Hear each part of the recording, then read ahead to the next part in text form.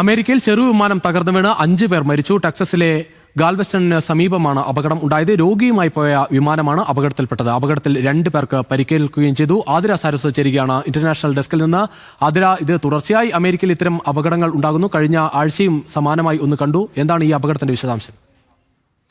രുജീഷ്, ഗുരുതരമായി പൊള്ളലേറ്റ ഒരു രോഗിയും കൊണ്ടുപോയ ചെറുവിമാനമാണ് ഇപ്പോൾ ഗാൽവെസ്റ്റന് സമീപം തകർന്നു വീണിരിക്കുന്നത്. വിമാനത്തിൽ 8 പേരായിരുന്നു ഉണ്ടായിരുന്നത്. ഇതിൽ 4 പേർ നാവിക സേനാംഗങ്ങളും 4 പേർ സാധാരണ വ്യക്തികളുമായിരുന്നു. ഇതിൽ 5 പേരാണ് ഇപ്പോൾ മരിച്ചിരിക്കുന്നത്. 2 പേർക്ക് പരിക്കേറ്റിട്ടുണ്ട്. ഒരാളെ കാണാതായിട്ടുമുണ്ട്. കാണാതായ വ്യക്തിക്കായി അന്വേഷണം ഊർജിതമാക്കിയിരിക്കുകയാണെന്ന് അധികൃതർ അറിയിച്ചിട്ടുണ്ട്.